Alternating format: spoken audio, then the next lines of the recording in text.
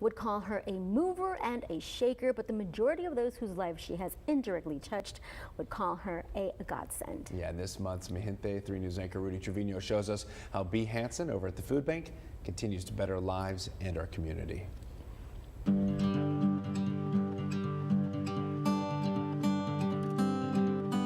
I was born in Mexico City, and I grew up in Mexico City.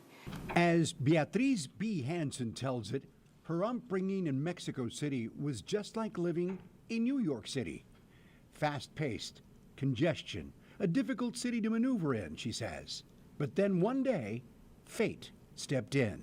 I met my husband, and he was from Corpus Christi, and we got married, and then, I came to live in Corpus Christi. And what a difference. I loved it.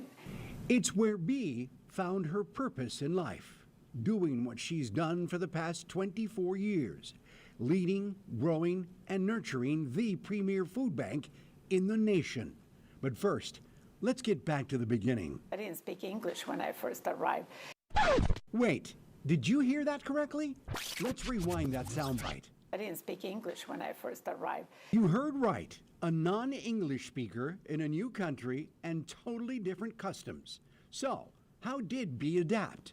It was a very interesting process to learn the language, to start understanding, to first watching TV and getting frustrated and eventually understanding before I could make the words mine.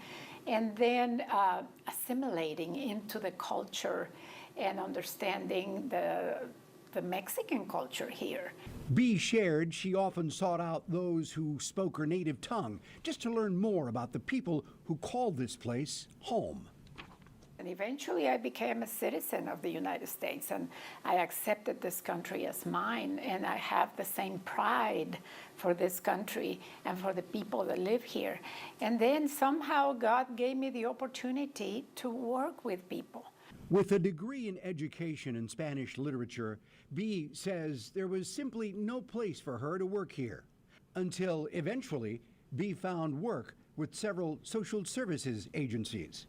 I was welcome into the homes of people, and I realized the needs of the community and how important it was for me to be part of the solution in those needs. Then, 24 years ago, her true calling. So when the opportunity became open for me to apply for this position, it was just a perfect match. My heart was there already. And it has been a mission. I love it. Rudy Trevino, 3 News. Okay, so Bea and people like her are what make America what it is. And what makes South Texas what it is. Bea to death. We love you, Bea. She credits the community, her staff and volunteers for the food bank's success. With the announcement of a new mega facility in the works, Hanson says donors have been lining up to give both financially and with food.